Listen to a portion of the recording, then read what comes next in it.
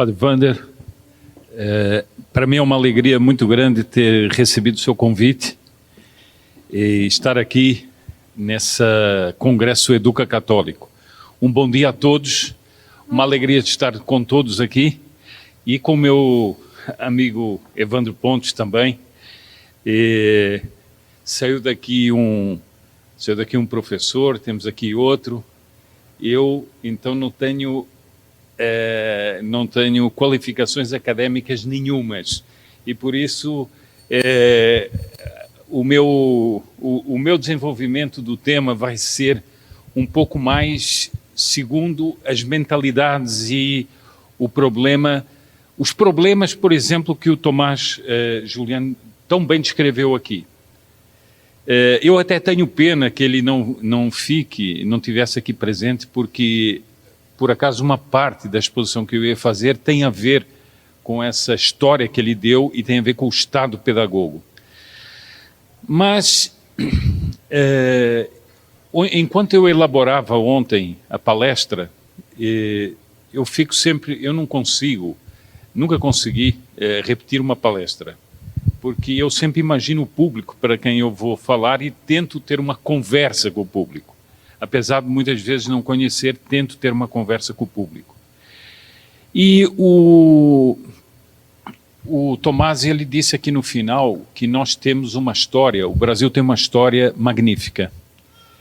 É claro que, como todas as histórias onde há homens com pecado original, há coisas que não são perfeitas, porque nós não vivemos no Éden, vivemos nesta terra que é este vale de lágrimas, segundo diz a Salve Regina.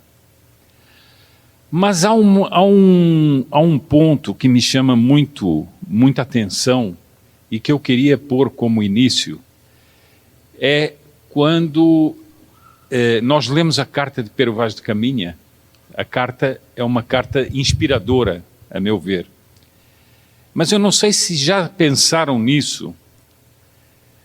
Qual foi a reação daqueles que estavam em terra, vendo aparecer no mar embarcações que eles não conheciam e que enfunavam velas com uma cruz que eles também não conheciam?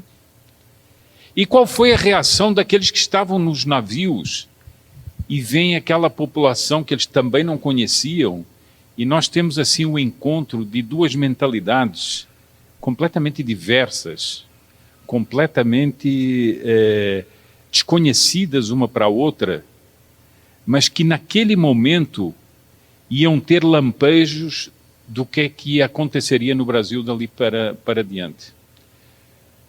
Quem lê as cenas da carta de Pero Vaz de Caminha, quando os portugueses decidem fazer uma cruz gigantesca com árvores que eles cortaram, e vê que os indígenas se põem debaixo daquela cruz para ajudar os portugueses a levar a cruz, quem não percebe que é uma mão da providência que se estende sobre aqueles homens que viriam a ser depois alvo da evangelização, mas como um primeiro prenúncio de que o Brasil seria construído sob o sinal da cruz e seria construído nessa interpenetração e irmandade entre aqueles que estavam aqui, os indígenas, e aqueles que tinham vindo de outras paragens, tinham vindo de muito longe, atendendo também ao apelo que Nosso Senhor fizera e profetizara tantos séculos antes, quando apareceu em Ourique para Dom Afonso Henriques. Bom, depois temos a missa, e na missa acontece a mesma coisa. Um índio mais velho tomava todos aqueles que estavam presentes e, quando os portugueses se ajoelhavam, ele indicava para eles se ajoelharem. Quando os portugueses se levantavam, ele indicava para os outros todos se levantarem. Era, de alguma forma, uma inspiração da providência para que eles tomassem aquela atitude. Bom, esse Brasil, por que eu falo desse Brasil? Esse Brasil é exatamente o contrário do Brasil de Paulo Freire. A construção eu não ia falar aqui de Paulo Freire, mas como o Tomás falou disso, essa construção que foi feita, que eu diria uma destruição, é a destruição desse Brasil nascido e descrito na Carta de Pero Vaz de Caminha. Então, quando nós estamos aqui, num congresso de Educa Católico, estamos aqui reunidos, tantas e tantas pessoas, nós temos que ver que nós somos, de alguma maneira, arautos daquele descobrimento. E nós somos lutadores contra esse Brasil que se tenta impor através do Estado e que não é o Brasil real, que não é o Brasil autêntico, que não é o Brasil de profundidade. E digo-lhes mais, se lerem certos escritos da esquerda, um dos grandes desesperos da esquerda é que eles, apesar de dezenas e dezenas de anos trabalhando, eles dizem que eles não conseguem quebrar no brasileiro algo daquela mentalidade que eles chamam de colonial. Por quê? Porque isso tem uma força muito grande, que é a força da fé. Bom, depois desta primeira introdução, eu faria umas reflexões aqui, Padre Wander, que são soltas,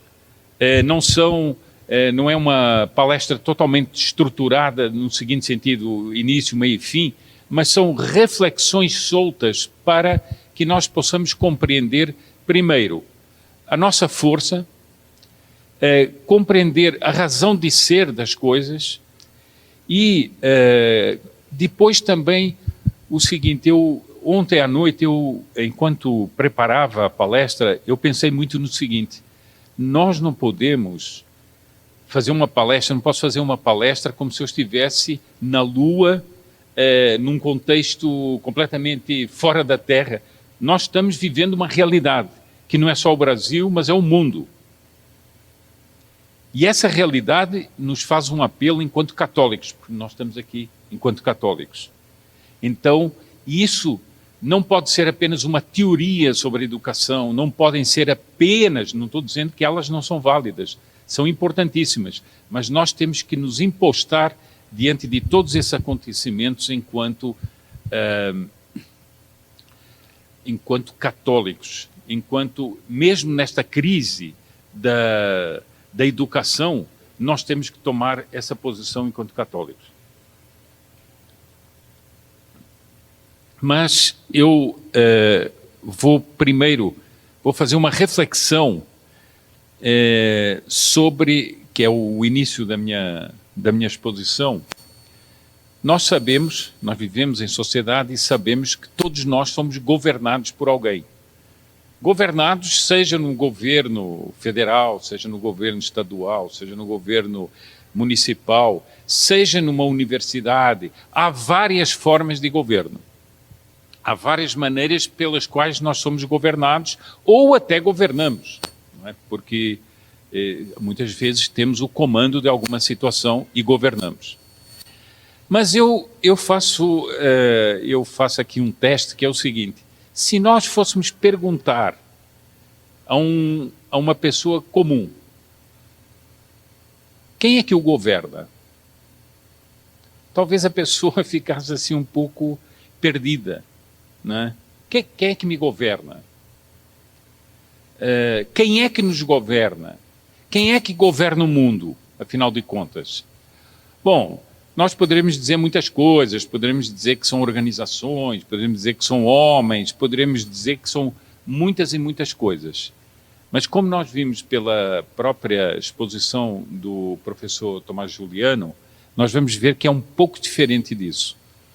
Se nós perguntarmos para uma pessoa muito simples, que vive numa cidade muito pequenininha, que é analfabeto, quem é que o governa? Bem, ele vai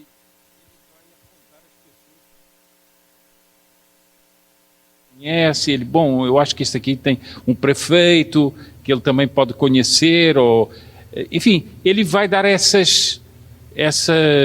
vai indicar essas pessoas assim que ele supõe que o governam.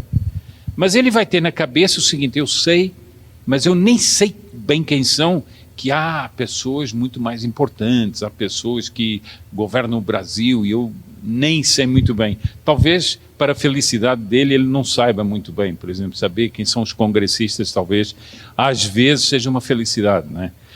Basta ver o que o nosso Congresso produz aí. Mas depois nós temos pessoas que são um pouco mais alfabetizadas, têm um pouquinho mais de estudo, e essas já percebem o seguinte, que não é só aquela pessoa que está ali imediatamente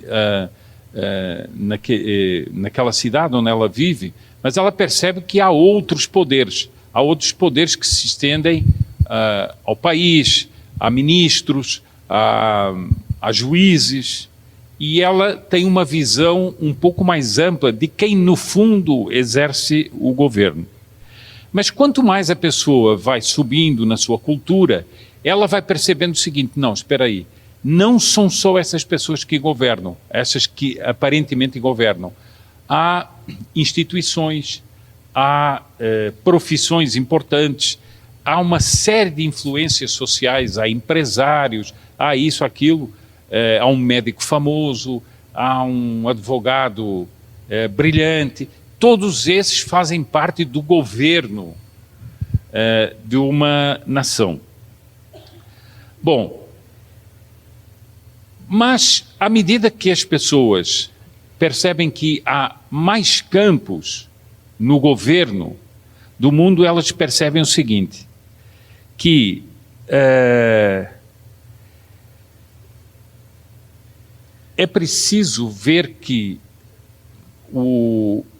não basta ir pesquisar as organizações, as pessoas que têm associações, têm isso, mas ela percebe o seguinte, há alguma coisa que mexe isso tudo. E isso que mexe todos os mecanismos chamam-se as ideias.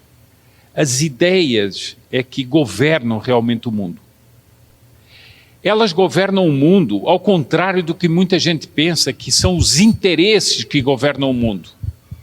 A pessoa diz assim, mas fulano de tal, ele só pensa nos interesses dele. Quantas vezes nós já ouvimos falar disso? Só que essa postura de só pensar nos próprios interesses é uma ideia. É uma postura e uma ideia. A pessoa formulou para si que essa era a meta da vida, ou seja, a ideia que ela tem da vida é essa. Não sei se isso está claro. Ou seja, quando nós estamos discutindo ideias, nós estamos discutindo aquilo que é o cetro do mundo.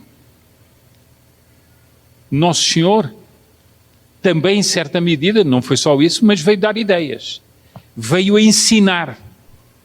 E essas ideias dele se espalharam e conformaram uma civilização. Bom, mas vejam bem, alguém diz, bom, mas nós aqui não somos todos intelectuais, não somos todos estudiosos. Não interessa.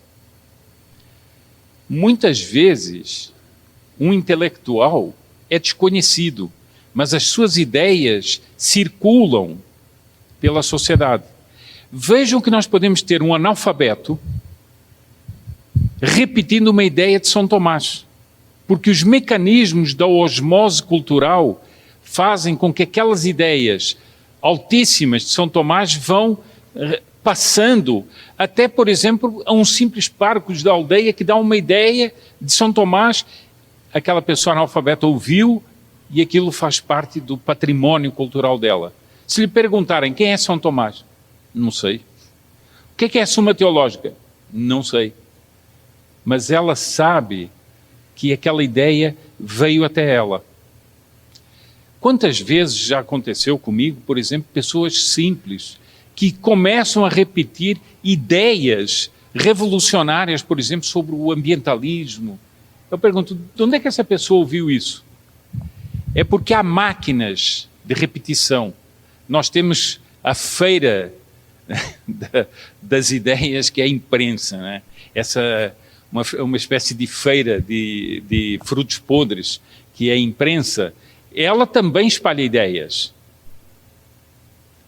Ao contrário do que nós imaginamos. a maneira deles falarem, a maneira deles repetirem slogans, são maneiras de difundir ideias. Então, as ideias estão no centro do debate.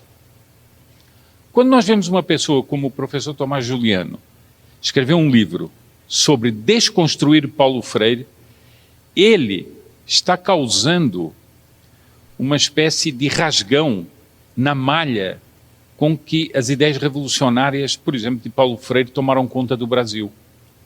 E essa ação tem muito mais poder do que nós imaginamos.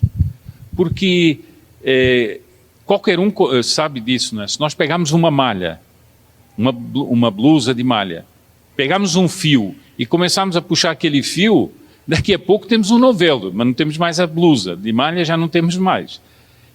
E isso é o que acontece. Por exemplo, o professor Evandro Pontes escreveu um livro sobre a independência, com uma visão nova sobre a independência, sobre pesquisas que ele fez sobre a independência. Muitos, digamos assim, muitos slogans que havia sobre a independência talvez caiam. Essa luta das ideias é fundamental. Essa luta das ideias é fundamental. Então, quando nos disserem é só por dinheiro, é só por vantagem pessoal, não acreditem nisso. Os homens, por cargo. Mas todas as pessoas, por exemplo, quando uma pessoa se vende por um cargo, é porque ela tem uma ideia sobre a vida. Ela tem uma concepção sobre a vida, que é uma concepção vã, mas é uma concepção, é uma ideia. Eu até costumo dizer que há pessoas que dizem, não, isso é tudo pela corrupção, pelo dinheiro. Eu costumo dar um exemplo que é o seguinte: se nós tivermos um carro aqui, pusemos aqui um carro magnífico, se ele não tiver gasolina, hoje em dia está fácil não ter gasolina, não é, com esse preço, se ele não tiver gasolina, ele não sai daqui. Mas quem é capaz de dizer que o carro se reduz à gasolina? Não, a gasolina é aquilo que põe o carro em movimento.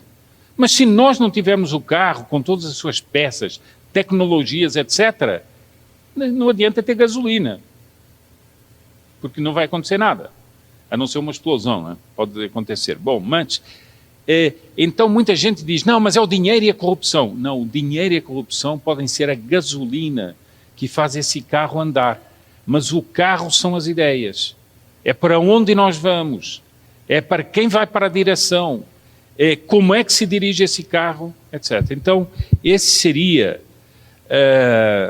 a primeira ideia que eu queria expor aqui.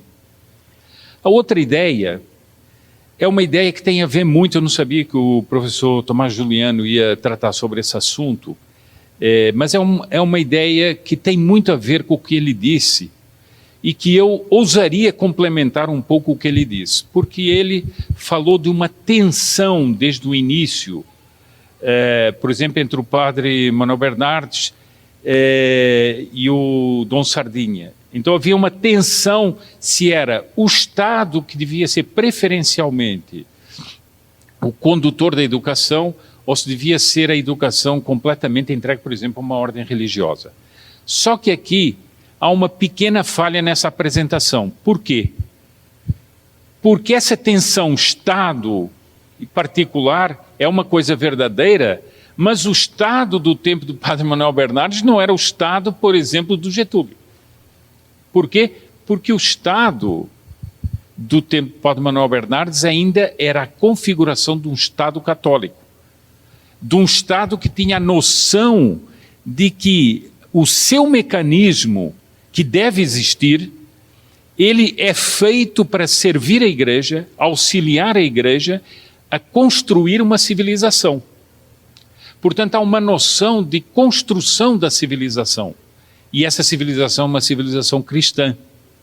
Então, pode haver essa discussão entre o Estado e o particular, mas ela não envolve o princípio, a questão principal é que o Estado ainda era conforme à Igreja. A Igreja e o Estado estavam numa união que Leão XIII comenta numa das suas encíclicas, não é? tempo houve em que a filosofia do Evangelho governava os Estados. Confessional.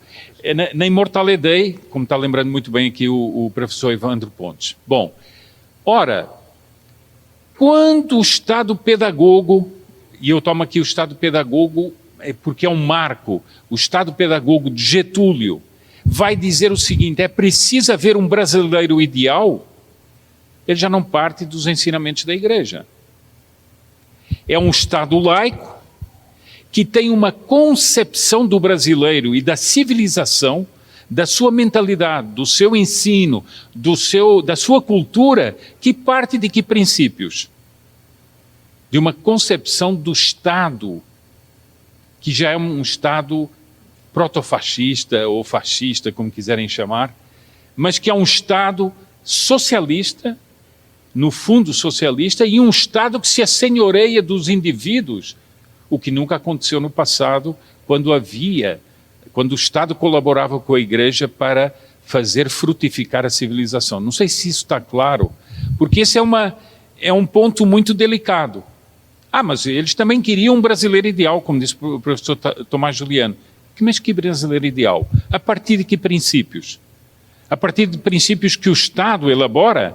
No final, temos o Paulo Freire dando a formulação do que é que o brasileiro deve ser.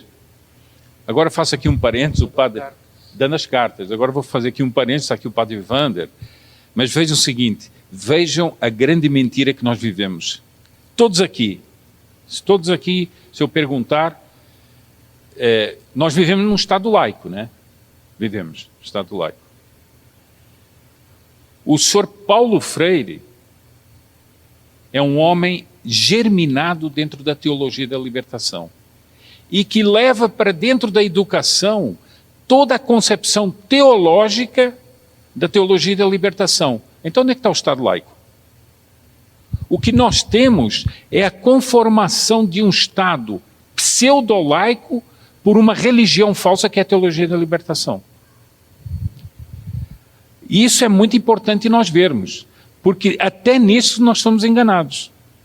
Quer dizer, quem conforma o Estado brasileiro hoje em dia é um intelectual que tem toda uma bagagem da teologia da libertação. Concepção teológica errada, herética, sobre o indivíduo, sobre a sociedade, sobre a propriedade, sobre o ensino, sobre tudo. Por exemplo, essa noção que Paulo Freire tem de que ele é um profeta, isso está na essência da teologia de libertação, que é uma teologia panteísta, que no fundo acredita numa evolução histórica, em que os indivíduos são os operadores dessa evolução histórica. Bom, muito bem. Então, essa concepção da teologia da libertação está impregnada aí. Lembre-se que quando Lula ganhou a eleição, o jornal Valor fez um número especial e dizia: a teologia da libertação sobe ao poder. Mas vocês não estão assustados? Porque vocês são os defensores do Estado laico. Vocês não estão assustados com isso? Vejam que as fórmulas revolucionárias sempre são uma máscara para algo que está por trás e não se quer confessar, né? O problema deles não é o Estado laico, o problema deles é uma outra religião. Bom, então, essa concepção do Estado pedagogo, essa concepção do Estado que assume o controle da educação, do modelo que deve haver na civilização brasileira, isso é uma usurpação. E é uma usurpação de uma concepção socialista do Estado.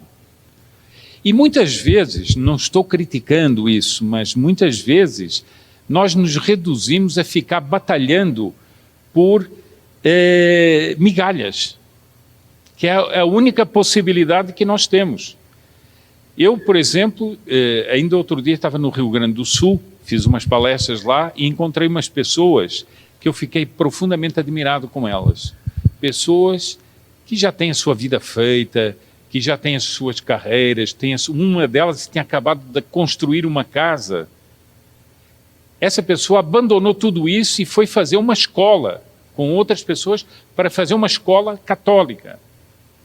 Mas eu pergunto o seguinte, é certo que ela vai conseguir fazer essa escola? Não vai vir o Estado imediatamente dizer, não, mas tem que ter tal currículo, não pode ter não sei o quê.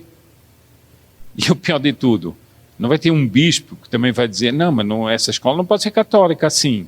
Tem que ser... Nós sabemos como é que é, né? Bom. Então, essa discussão do Estado, dessa tensão que falava o professor Juliano, eu acho que nós precisamos, era necessário aprofundá-la e precisá-la, porque é muito diferente quando nós temos uma ideia de uma educação, porque a educação aqui assim também é uma palavra traiçoeira, né? Vejam, por exemplo, se nós tomarmos no século XIX, vamos para o século XIX, tomem quadros que existem de crianças naquela época. Nós vemos que são crianças inteligentes, são crianças, por exemplo, se for de uma classe alta, são crianças inteligentes, com apreensão das coisas, mas não há aquela ideia de que aquela criança, quando tem 6 anos, tem que ser enfiada numa escola e começar a enfiar coisas na cabeça dela, e que nada tem a ver com nada, ela não sabe por que aquilo está acontecendo. Não há uma preocupação com as mentalidades. Não há uma preocupação em conversar com as mentalidades. Não há uma preocupação em ganhar a confiança das pessoas. Não há uma preocupação em fazer aquilo que São Tomás diz, que é procurar o entusiasmo da pessoa. Procurar qual é a vertente que ela tem para aprender. O Dom Pedro II nós podemos achar, ter a opinião que tivermos sobre Dom Pedro II. Mas Dom Pedro II tinha uma coisa interessante nesse sentido, que ele ficava, de vez em quando, ele ia assistir uma aula em algum colégio, e ele, por exemplo, descobriu o talento de pintores. Por quê? Porque a pessoa ficava lá desenhando enquanto estavam ensinando. Ou seja, ele estava fazendo aquilo que ele tinha apetência, que era desenhar, que era pintar e não ficar ouvindo aquele matraqueamento todo ali em cima dele. Essa ideia de um ensino universal, que tem que ser igual para todos, já é uma coisa de campo de concentração. E por isso as pessoas escapam. As pessoas querem fugir da escola. É compreensível. É compreensível. A pessoa não se sente interpretada por aquilo. Não sei se concordam comigo ou não, mas eu acho que há muito disso. Há muita da revolta que existe muitas vezes nos jovens, no aprendizado, é porque aquele aprendizado não tem nada a ver com ele. Por quê? Porque ele é concebido por um Estado planificador. Bom, agora, eu queria traçar aqui uma ideia que eu trago aqui da pessoa que é não só meu formador, mas meu mestre, que é Plínio Corrêa de Oliveira, e que ele fala de um assunto que eu gostaria de abordar aqui, e que é um assunto que tem tudo a ver com a educação, mas é um assunto para a reflexão das pessoas. É um assunto, ele mesmo diz, sobre o qual não se escreveram livros, sobre o qual não se debruçaram teóricos, mas que é talvez um dos pontos mais importantes da história dos 2 últimos séculos, para pôr assim. Chama-se crise da adolescência. A crise da adolescência talvez seja o cerne da prevaricação do Ocidente cristão. Eu estou falando desde o século XIX até o século XXI. É claro que as circunstâncias são diversas. Por exemplo, no século XIX nós ainda tínhamos muita formação familiar, tínhamos muita formação católica, tínhamos tudo isso, mas havia a crise da adolescência. E foi na adolescência, quem estudar, quem ler livros de memórias, quem ler outras coisas, nós sabemos que foi na adolescência que muitas vocações foram para o lixo. Sabemos que não só foram para o lixo vocações sacerdotais, mas vocações de grandes homens públicos, que nessa máquina de corrupção, nessa idade, conseguiram quebrar muitos idealistas. Muitos homens que queriam lutar por uma civilização cristã, mas que acabam sendo quebrados. Se lerem os escritos do pai de Santa Teresinha, ele que a um determinado momento, jovem, vai para Paris, ele conta isso, que as máquinas dessa corrupção o circundavam, tentando quebrá-lo. Ou seja, há uma máquina que gera esse problema. Eu li aqui ontem, muito rapidamente, umas páginas de um autor que escreve um livro, agora é um cônego famoso, que escreve um livro chamado Filosofia da Educação, no início do século XX, lá pelos anos 30, depois eu pego aqui o nome. Mas ele diz uma coisa que é muito interessante. Ele faz uma análise de criminosos e diz o seguinte: muitas vezes quem devia estar na prisão era o pai e a mãe daquele criminoso, e não ele. Porque eles muitas vezes incentivaram a quebra da adolescência, dessa crise. Empurraram a pessoa para esse abismo. E até hoje, esse é um problema central na questão da educação e na questão da civilização. Muitos pais, e eu digo isso aqui por quê? Porque este não é um congresso só de educação, chama-se Congresso de Educa Católico, ou seja, nós estamos entre católicos, nós temos que prestar atenção a isso, e os pais têm que ter coragem, têm que ter uma firmeza de formação para amparar os filhos nesse momento, que é o momento dessa crise. E essa crise talvez seja, eu volto a repetir, a falha ou a fenda imensa no navio da civilização cristã, que vai fazendo com que a civilização cristã sempre vá fazendo entrar mais água, afundar mais, se desprestigiar mais e chegar ao estado em que nós estamos hoje. Então eu queria muito falar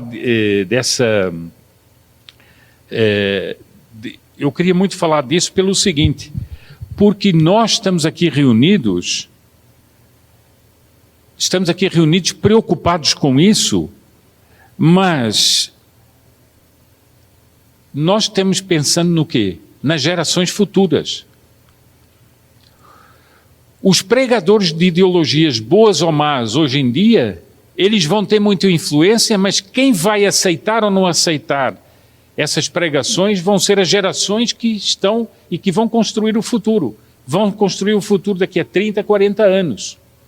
É para isso que nós estamos trabalhando. E temos que ter essa noção. Não apenas arranjar o nosso meio, mas pensar o seguinte: nós estamos construindo o futuro. O que é que nós vamos transmitir?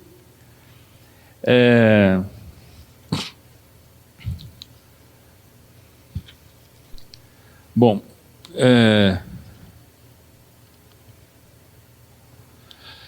eu passo agora para um outro ponto, que era um ponto também que eu queria, com que eu queria finalizar essas considerações. Eu disse que nós estamos num contexto. Eu acho que não preciso descrever o contexto em que nós vivemos nos últimos 2 anos e meio. Nós vivemos umas cenas fantasmagóricas, em que as liberdades, a propósito de uma misteriosa doença, de uma misteriosa praga, nós fomos empurrados para o fim dos direitos individuais. Isso aconteceu em todos os países do mundo. Há dias falei com um amigo meu que vive na Itália. Ele tem uma doença grave, não pode ser vacinado, ele não pode entrar no ônibus, ele não pode entrar no metrô, ele não pode ir cortar o cabelo. Não sei se sabe o que é isso. O que é isso? Mas nós estamos vivendo isso. Estamos vivendo em estados ditos democráticos que estão fazendo cessar as liberdades. Basta ver o que o Trudeau fez no Canadá. Agora eu pergunto o seguinte, nós estamos vivendo num momento de normalidade? Não estamos. De repente, uma série dessas medidas caem e nós estamos imergindo numa guerra. Aqueles que prometeram que nunca mais haveria guerras na Europa, nós estamos com uma guerra na Europa. Estamos com uma invasão de uma potência, uma nação livre e uma nação independente. Bom, eu pergunto o seguinte, nós estamos vivendo uma época de normalidade? Agora, qual é a consideração que eu queria fazer? Eu vou dizer o que vou dizer, não por nenhuma pessoa que está aqui, mas por grupos que eu conheci na Europa quando fiz campanha contra o aborto, etc. Quando eu participava desses grupos, que eram católicos, eu via que as pessoas tinham respeito humano de dizer que são católicos. Não, sim, nós somos católicos, mas veja bem, vamos discutir o aborto noutros termos e tal, não podemos ser tão católicos assim. Depois há outros que dizem também na educação, mas sabe como é que é, tem os filósofos, tem o não sei o quê, então nós não podemos ser tão católicos assim, temos que esconder o nosso catolicismo. Temos que esconder o nosso catolicismo porque isso agride muito. E nós vamos sendo dia a dia devorados pela história. Ora, quando um cavaleiro andante na Idade Média saía para fazer justiça, ele não saía escondido, ele saía com ufania. Nós temos que ter ufania de ser católicos. Nós temos que ter honra de ser católicos. Nós temos que embandeirar-nos nesse estandarte que é o estandarte de nosso Senhor Jesus Cristo. Não podemos ter vergonha disso. E nós muitas vezes temos vergonha. Vamos esconder o nosso catolicismo, porque aí talvez as nossas ideias passem. Não passam. Elas vão ser trituradas, desfeitas, e nós não vamos a lugar nenhum. A não ser talvez o paredão um dia. Aí talvez nós vamos parar, porque não quisemos ser convictos. Então, eu falei dos descobrimentos, falei da chegada ao Brasil dos portugueses. Aqueles homens vinham com ufania. A ufania deles era o quê? Levar a palavra de nosso Senhor Jesus Cristo. Era levar a cruz de nosso Senhor Jesus Cristo. Alguém me dirá o seguinte, não, mas os portugueses também vinham aqui pegar o ouro. Eu disse assim, eu vou lhes dizer uma coisa, se os portugueses vieram pegar o ouro ao Brasil, foram uns incompetentes de marca maior. Porque eles chegaram em 1500 e só em 1700 e tantos é que o ouro começou a aparecer. Então, se eles vinham pegar o ouro, foram muito incompetentes. Muito incompetentes. Passaram-se muitas gerações e eles não conseguiam encontrar o ouro. É claro que quem estuda a história sabe que é legítimo procurar riquezas. Deus as pôs no solo. Por que é que nós não vamos procurá-las?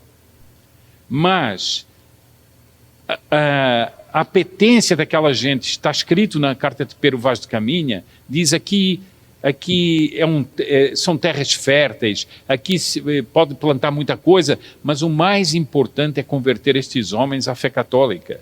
Eles tinham ufania do catolicismo que eles pregavam.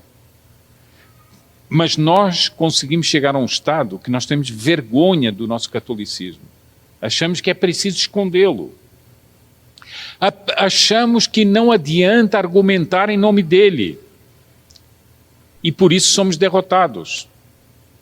Eu vou lhes dar um exemplo do que aconteceu em Portugal quando houve uma campanha do aborto e houve um plebiscito sobre o aborto. Havia um professor famoso, comunista, mas famoso em Portugal, chamado professor Vital Moreira, professor de Direito, em Coimbra, que vinha para todos os debates dizer o seguinte: olha, isso aqui assim não tem nada de religião, isto aqui é apenas uma questão de saúde pública. E muitos católicos caíram nesse engodo. Não, isso é só saúde pública, vamos discutir saúde pública, isso, aquilo, aquilo outro. No dia a seguir, a derrota dos católicos na questão do aborto, em que o aborto foi aprovado, sabe qual foi o artigo que esse professor escreveu num dos maiores jornais de Portugal? Derrota da Igreja Católica. Ué, mas não era de saúde pública a questão? E ele faz todo um histórico como era uma derrota do catolicismo em Portugal ter sido aprovado o aborto. Não falava uma vírgula sobre saúde pública. Mas nós, que somos católicos, caímos num engodo. Não, o nosso maior fundamento para a educação, para contestar todas estas doutrinas que tentam impingir-nos, é a questão que decorre da filosofia, mas ligada à teologia. Ou seja, há uma filosofia da educação católica? Há, mas ela tem que ser profundamente baseada na teologia. Ou seja, nós não podemos esquecer que nós temos que ter ufania. E, meus caros, se nós achávamos que as coisas estavam normais, elas não estão mais normais. Então, se nem nesse momento em que o barco anda para cima e para baixo num mar tempestuoso, nós não temos coragem de levantar o estandarte do nosso Jesus Cristo, eu acho que um congresso como esse é um pouco frustrado. Então esse seria o pensamento final que eu queria transmitir aqui, façamos esta luta, mas com a ufania de ser católicos.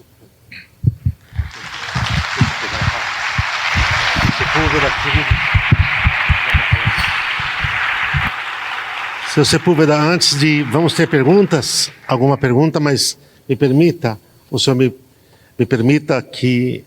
Duas coisas bem rápidas. O Lucas está aí. Eu estive em novembro no Rio de Janeiro para cooperar na gravação do documentário sobre as aparições em Simbres. O documentário deve estar próximo de ir ao ar, não, Lucas? Um pouquinho mais, né? Mas muito bem. Seu Sepúlveda, eu fui celebrar o Santo Sacrifício na antiga Sé do Rio, a Basílica de Nossa Senhora do Carmo. Celebrei o primeiro dia numa capela privada, a Capela do Senhor dos Passos. E no segundo dia, aliás, os 2 dias lá, perdão. No segundo dia tinha uma possibilidade, mas o fato é que o Bruno disse: Padre, venha conhecer uma coisa. Me levou à cripta da antiga Sé, e lá está sepultado o maior cardeal da história da terra de Santa Cruz, o cardeal Leme.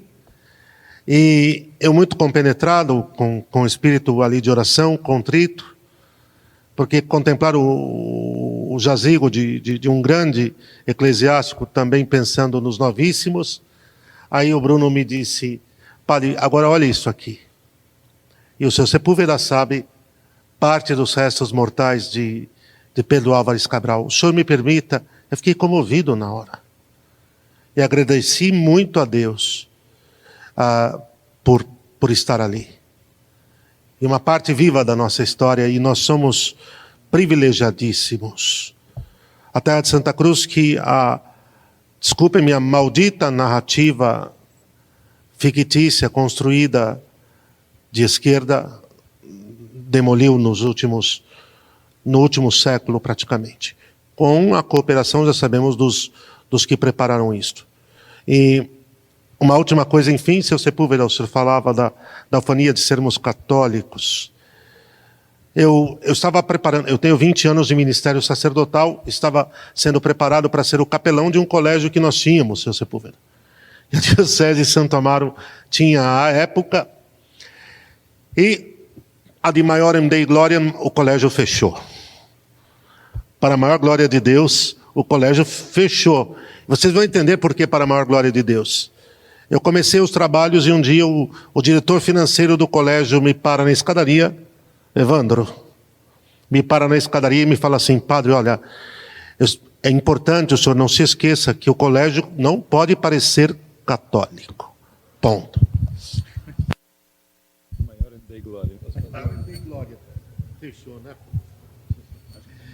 Queria fazer um comentário aqui, uma inflexão, na verdade, a respeito do que é importantíssimo a respeito da sua exposição, senhor Sepúlveda, muito pertinente.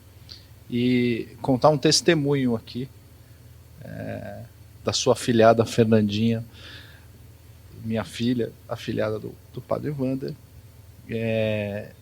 em colóquios de história no seu colégio, já aprendendo grandes navegações e vindo com a informação massificada de que as grandes navegações foram um empreendimento para buscar pimenta e noz moscada. As pessoas se arriscavam ao mar, arriscavam as próprias vidas para buscar noz moscada. Aí eu mostrei para ela, a bolinha é isso aqui, ó, pimenta é isso aqui, pimenta do reino é essa, noz moscada é essa daqui, tá?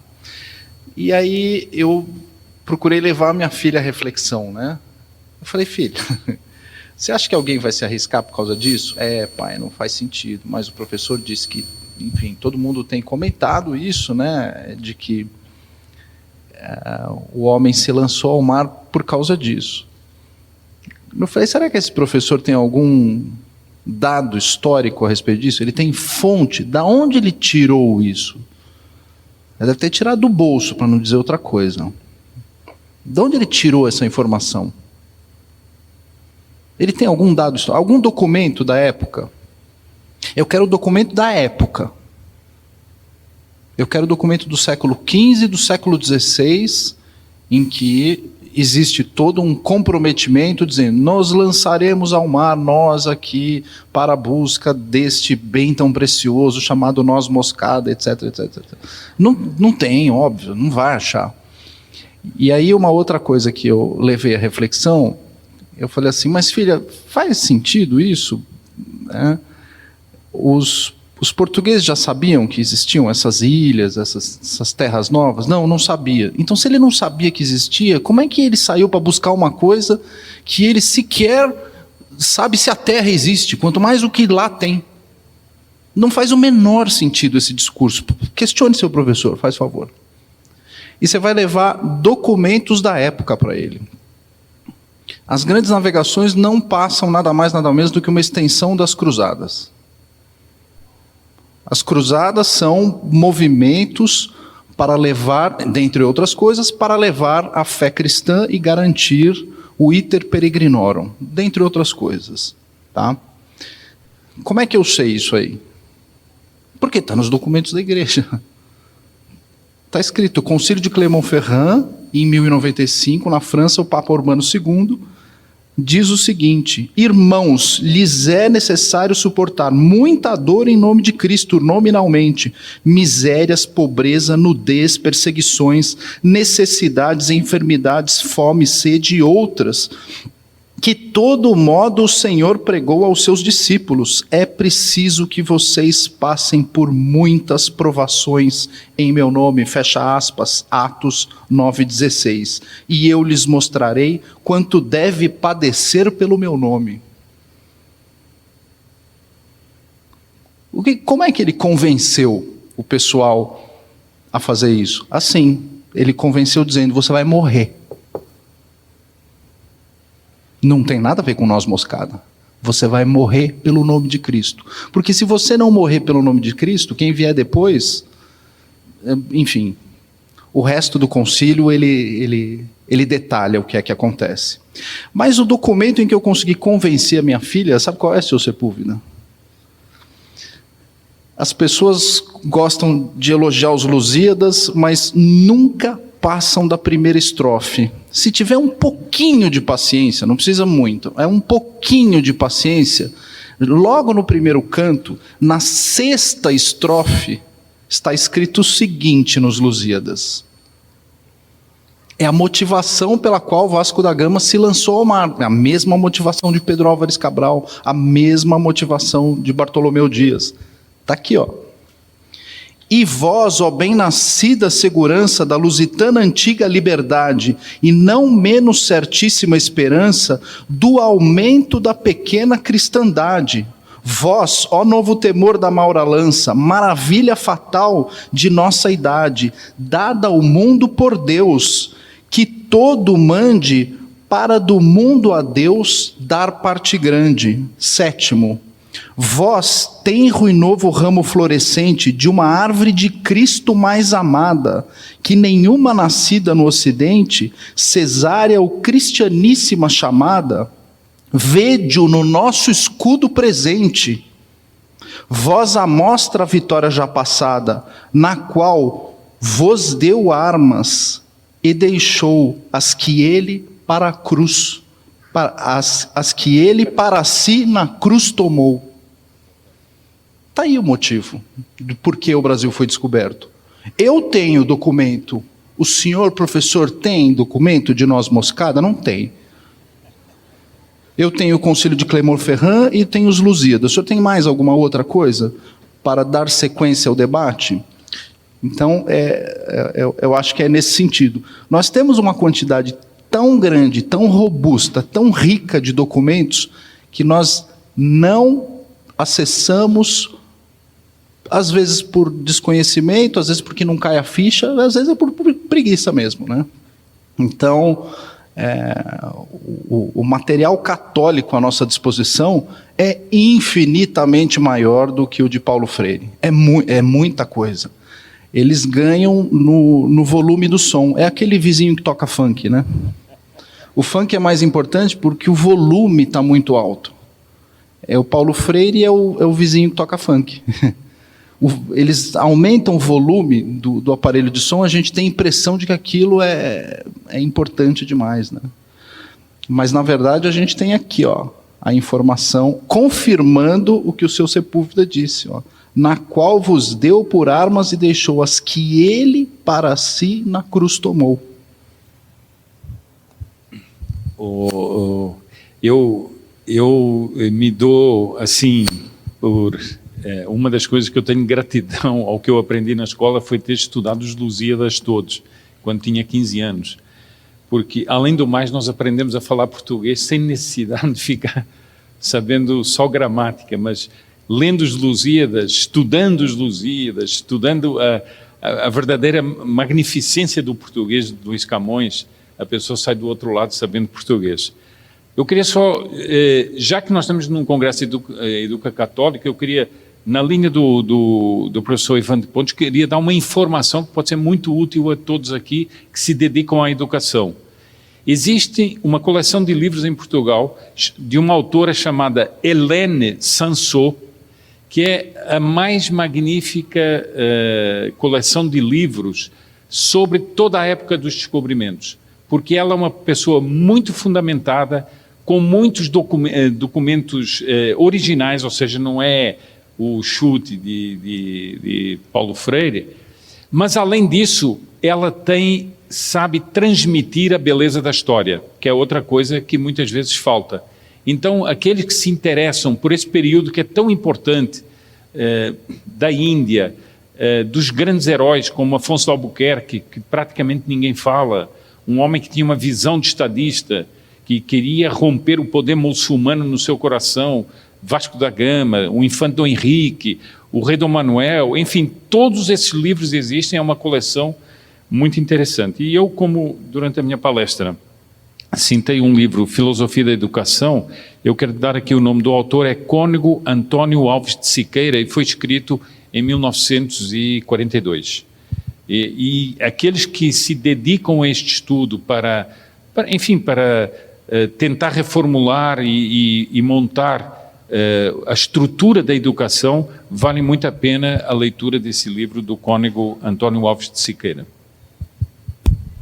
Muito bem, então, nós agradecemos mais uma vez a palestra proferida pelo senhor Sepúlveda, agradecemos também pelos adendos luminosos que foram lançados pelo padre Evandro, assim como também pelo doutor Evandro, e nós queremos deixar esse momento aberto para 3 perguntas.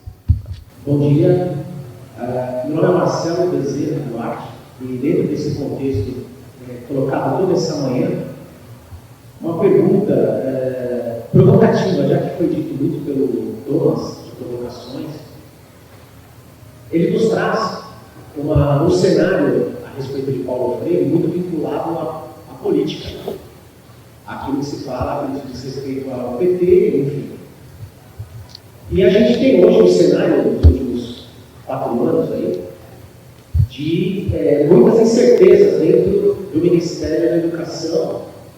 Haja visto quando nomeou-se o primeiro-ministro, ficou, acho, no primeiro semestre, se não me engano, Ricardo Neves Rodrigues, em seguida Ventralbe, com seus doutrineiros, e agora Milton Ribeiro, um teólogo, um pastor presbiteriano. E, assim, a minha pergunta pode ser que seja uma curiosidade e até de muitos outros. O que nós, brasileiros, católicos, podemos esperar da política para os próximos tempos aí, uma vez que é impossível não se politizar a educação?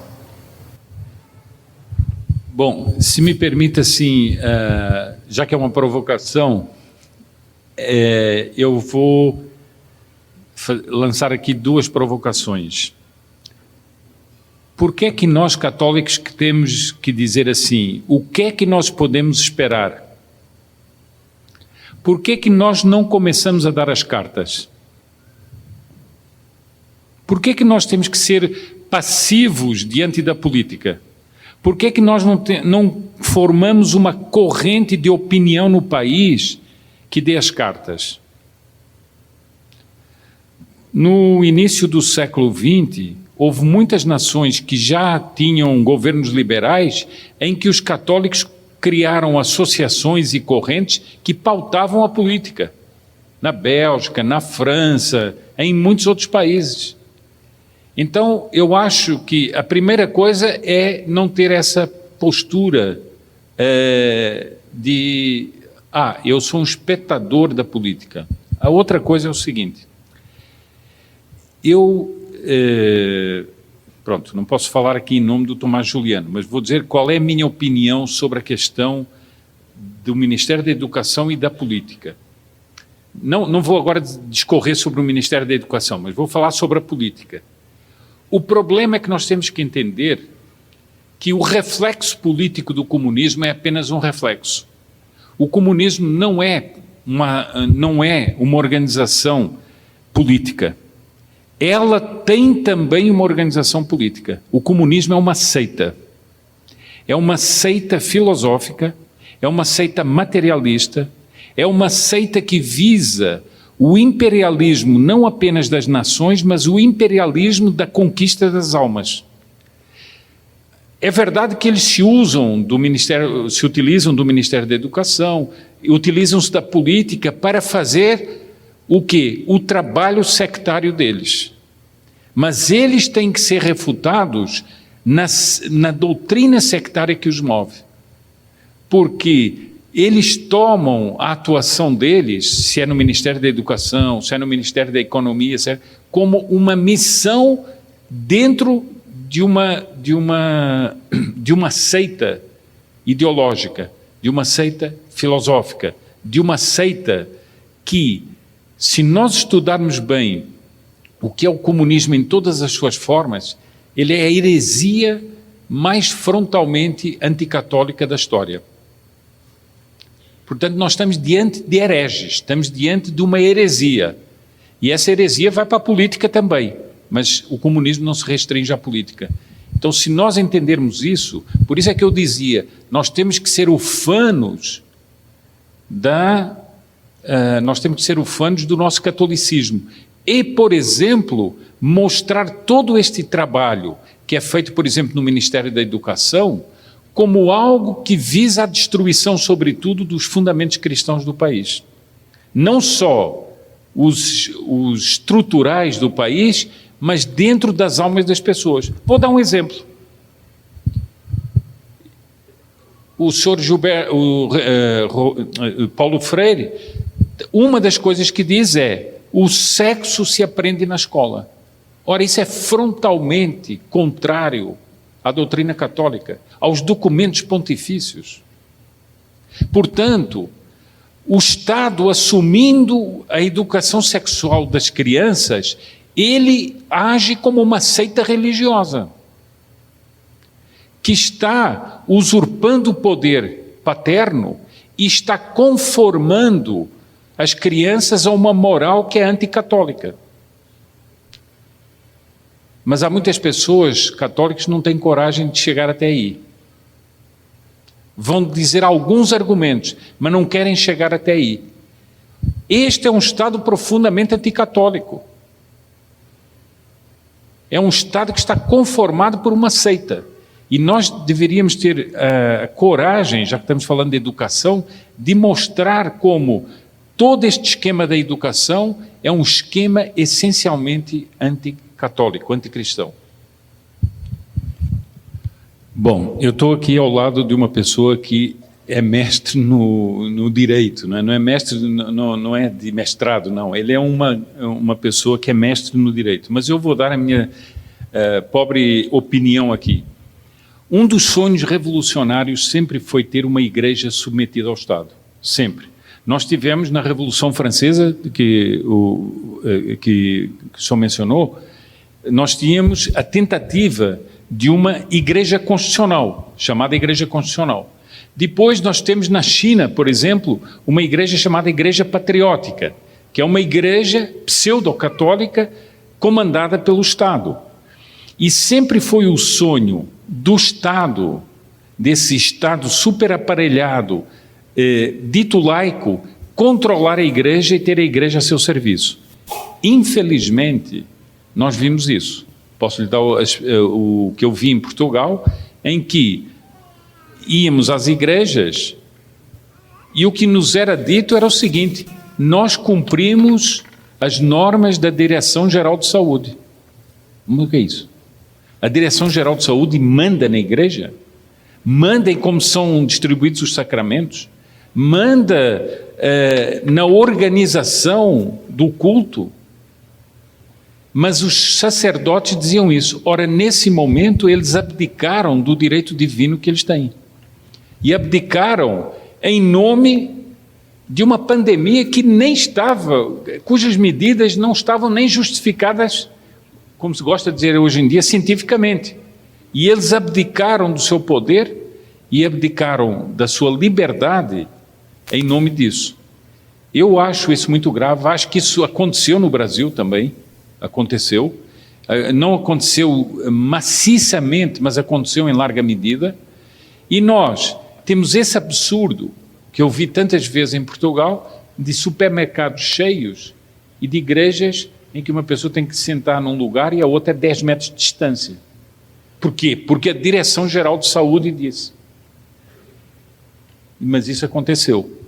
Então, nós o que vimos foi, através de uma pandemia mal explicada, o Estado conseguiu sobrepujar-se aos direitos da Igreja e conseguiu com que muitos padres e bispos colaboracionistas com essa situação prejudicassem os próprios direitos dos indivíduos enquanto criaturas de Deus que têm o direito de prestar culto a Deus e tem o direito, era a igreja que tinha que se manifestar como ela faria e não submeter-se ao Estado.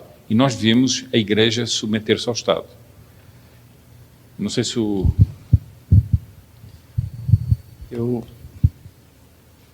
Como é que é o nome do senhor? Lucas. Eu assino embaixo, não tenho absolutamente nada a agregar. É exatamente isso.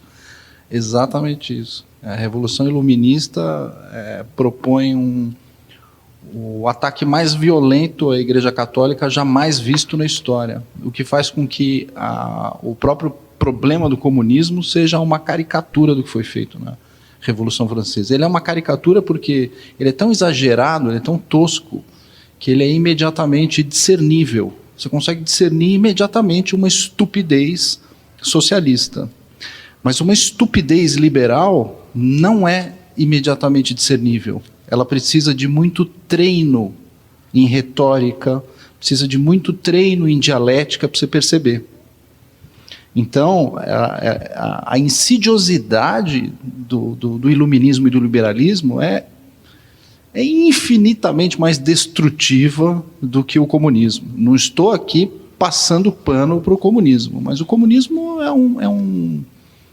um anão intelectual perto dos liberais. E vou fazer aqui um testemunho para agregar a sua ponderação. Uma vez fui a uma paróquia, ficava mais próxima de casa, por conta de alguns compromissos que eu tinha, tive que cometer o sacrilégio de faltar à missa na Verbo Divino. Padre, aí eu falei, não, mas eu não vou ficar sem a comunhão, eu vou até uma paróquia aqui mais próxima da minha casa. E a paróquia ficava no caminho do Parque do Ibirapuera, com uma ciclovia muito próxima. E o que eu vi foi gente entrando, esses ciclistas, né, que tem esses trajes, eu não sei como é que chama isso, sunga, anda de sunga na bicicleta. E aí amarrou a bicicleta no poste e entrou de sunga e capacete dentro da igreja, com a missa começada, com a missa já iniciada, já próximo da liturgia da palavra. E a pessoa entra de capacete e sunga na missa. Mas experimenta entrar sem máscara para você ver. Experimenta. E nessa mesma paróquia, tinha gente com a máscara abaixada, com o nariz de fora, e o pároco advertiu. Se tirar a máscara, eu vou pedir para o sacristão retirar da missa. Mas a pessoa de sunga não, ela podia ficar máscara. Então assim, você cobre a boca, mas o resto, você, enfim. E a submissão chegou a esse ponto. Ao ponto de uma perda absoluta da autoridade do pároco em relação a uma questão ritual, que é o paramento, como é que você se veste para ir na missa, né? Tem gente que para ir para uma reunião com um vereador se veste melhor do que quando vai na missa. Então assim, para encontrar com Jesus você vai de bermuda, de calça furada, de camisa do time. Agora para encontrar com um vereador liberal da sua cidade, você veste o seu melhor terno. É assim que está. Quer dizer, e isso também vai um pouquinho do trabalho catequético do padre, que, graças a Deus, nós temos muito bem feito na paróquia do Verbo Divino, né? Existe uma advertência em relação aos trajes. Você não está vindo aqui num churrasco, né? Você vem aqui em um encontro com Cristo. E como é que você vai se vestir? Se você se veste melhor para um vereador, para um secretário de não sei o que do teu município, então você precisa estar com a sua melhor roupa para se encontrar com Cristo. No mínimo, isso é no mínimo. Então, o liberalismo já permitiu esse tipo de intervenção até no básico do ritual, né? Porque a forma com que você se paramenta também faz parte do ritual. Amanhã o que pode acontecer? Já há muito tempo padres abdicaram da batina. Amanhã o que acontece? Vou ter missa com padre de calça jeans? Então, isso é um problema, né? Realmente. Está ficando protestante. Um pedaço da igreja está se tornando protestante, rapidamente protestante. Enfim, deixa eu passar para o padre.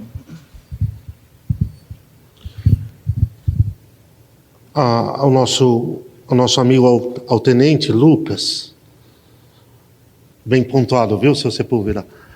O Lucas é tenente das Forças Armadas, tenente do Exército. Então, ao tenente Lucas, o que eu posso dizer? Não diria complementar, mas para pôr uma luz.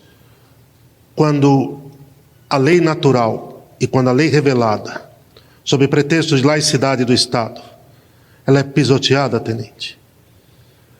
quando a lei natural e a lei revelada é pisoteada por leis iníquas e ímpias, são essas leis iníquas e ímpias que são desprezíveis e merecem somente o nosso desprezo. Mas é uma pena muito grande que o clero, de cima a baixo, já está cooptado. Eu quero agradecer o seu Sepúlveda. Vamos fechar. Vamos fechar? Tem mais uma pergunta aqui, ó. Bom dia a todos. Sua bênção, padre. Seu Sepúlveda foi uma honra, tá? Acredito que foi uma grandiosa explanação para todo mundo. A primeira pergunta é direcionada aos três, a segunda vai ser direcionada ao seu Sepúlveda. A primeira pergunta é o seguinte... Vamos fazer só... Acho que agora precisamos enxugar, senão nós vamos estourar muito. Okay. Só para o seu Sepúlveda. Ok.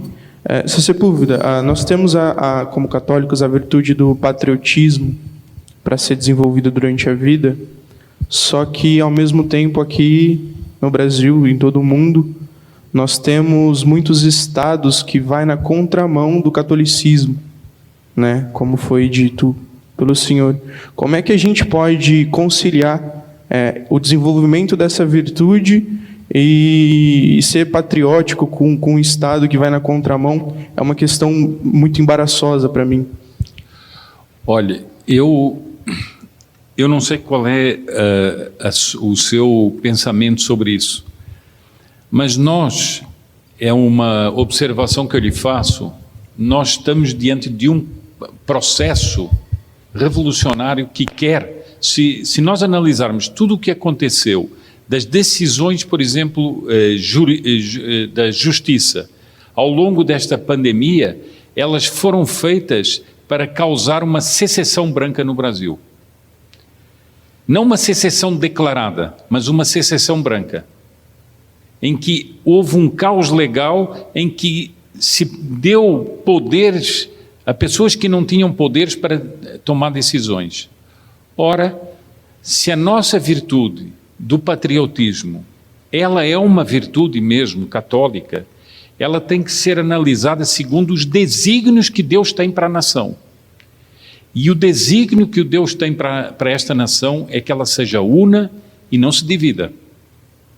E, portanto, nós temos que fazer tudo para que isso continue a ser assim. Não aceitando as coisas iníquas, mas denunciando as coisas iníquas que há nos Estados, como atentando contra esse desígnio de Deus, que é a unidade, a grande unidade do Brasil, que deve permanecer, a meu ver, na história e contra a qual se trabalha